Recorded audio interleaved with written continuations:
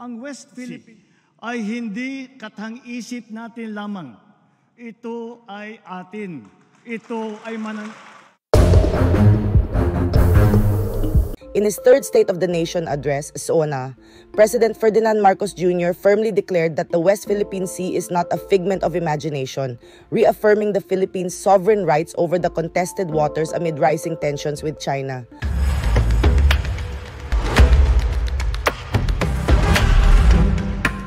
Ang West Philippine Sea ay hindi katang-isip natin lamang. Ito ay atin, at ito ay mananatiling atin hanggat nag-aalab ang diwa ng ating minamahal na bansang Pilipinas, Marcos stated, emphasizing the nation's resolve. In our international relations, we have faced challenges to our territorial sovereignty, and we will assert our rights and interests in the same fair and pacific way that we have always done.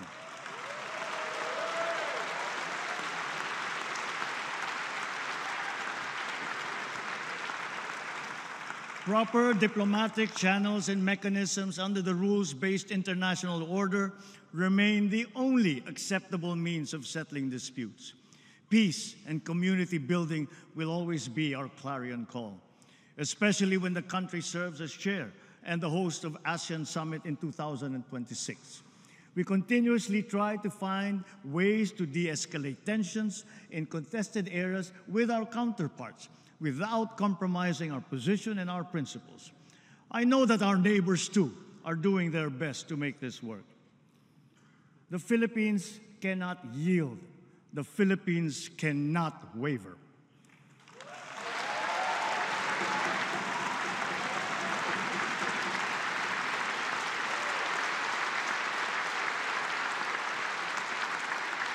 We are now more conscious as a people and strategic in heightening our aerial and maritime domain awareness. We are continuing to strengthen our defensive posture, both through developing self-reliance and through partnerships with like-minded states. Ang West Philippine Sea ay hindi katang-isip natin lamang. Ito ay atin. Ito ay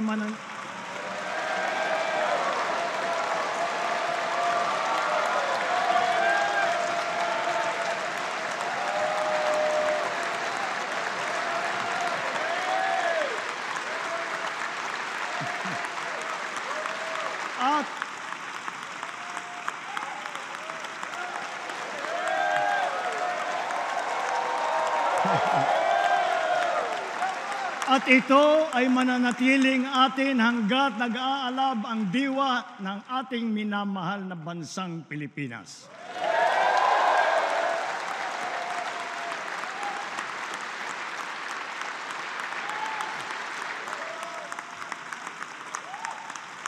Pagtitibayin at palalaguin natin ang kamalayan at kaalaman ng buong bansa at titiyakin na maipapasa natin ito sa kabataan at ating susunod na mga salinlahi.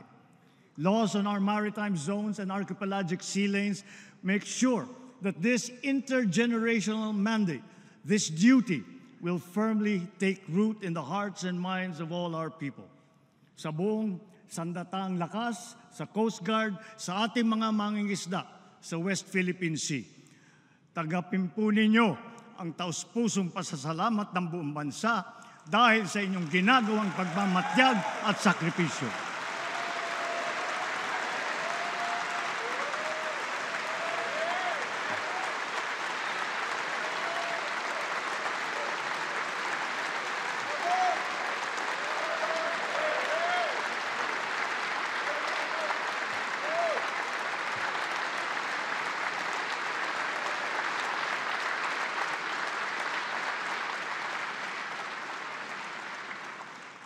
Let us now turn to our economic status and our prospects. In spite of headwinds that we have faced, we have stayed the course.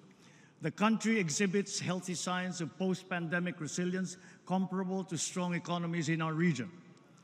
Our poverty rate has significantly dropped to 15.5%, down from 18% in 2021.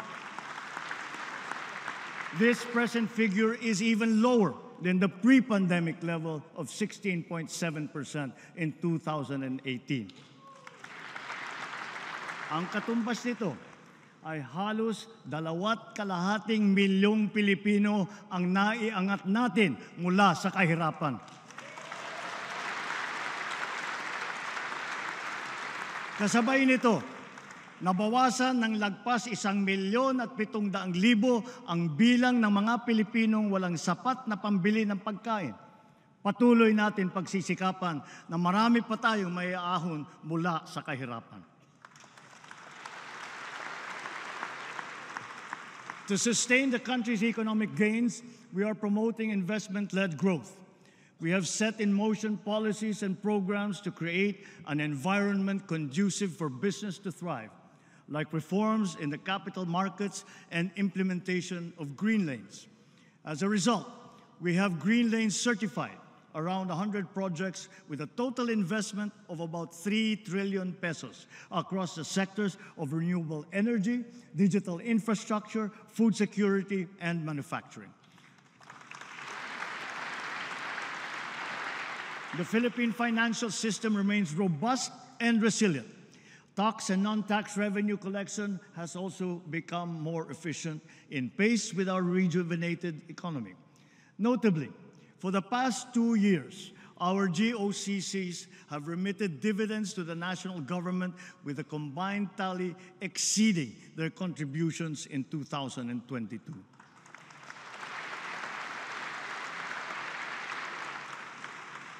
To build on these, and guided by strong fiscal discipline, our proposed government budget for this year was crafted with utmost care, diligence, and meticulous attention. We look to the cooperation of our colleagues in the legislature, not only that our proposed national budget be approved in your usual timely manner, but it be adhered to as closely as possible. We expect all agencies to ensure that every centavo allocated will be judiciously spent for our urgent priorities and socially impactful programs. Mga kababayan, sa lahat ng ginagawa natin ito at mga gagawin pa, mataas ang aking kumpiyansa na malalampasan din natin ang hamon ng ating pinagdadaanan. Dahil ito ang pangunahing hinaing ng taong bayan. Hindi tayo titigil sa paglalaban sa kahirapan at sa paghahanap ng lunas upang maibalik sa normal ang presyo ng bilihin, lalo na ang bigas. At ngayon po, naririnig po namin ang malakas na sigaw ng taong bayan laban sa mga pogo. Disguising as legitimate entities, their operations have ventured into illicit areas furthest from gaming, such as financial scamming, money laundering, prostitution, human trafficking, kidnapping, brutal torture, even murder. The grave abuse and disrespect to our system of laws must stop. Kailangan nang itigil ang panggulo nito sa ating lipunan at paglalapastangan sa ating bansa.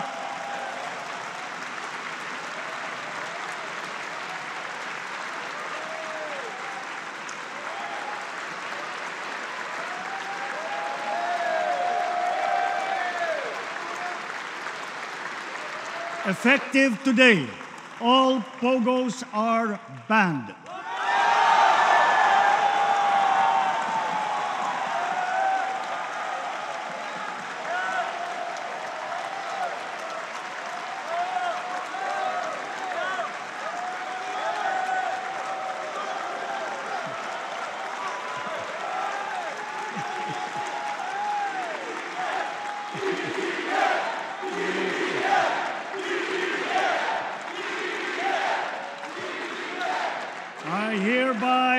I hereby instruct PAGCOR to wind down and cease the operations of POGOs by the end of the year.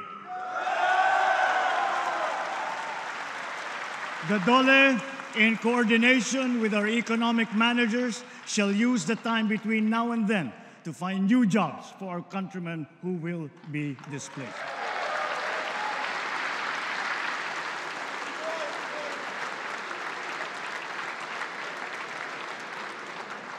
This will solve many of the problems that we are encountering. It will solve many of the problems that we have been encountering, but it will not solve all of them.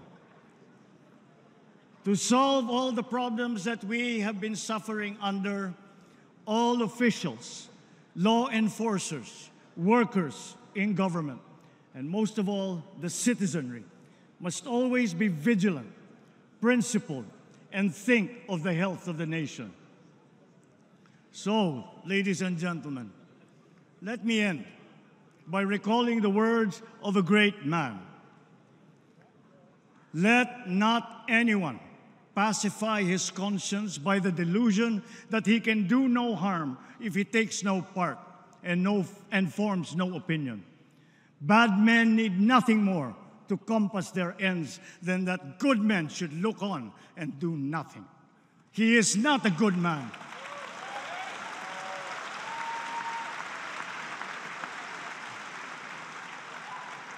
He is not a good man who, without a protest, allows wrong to be committed in his name.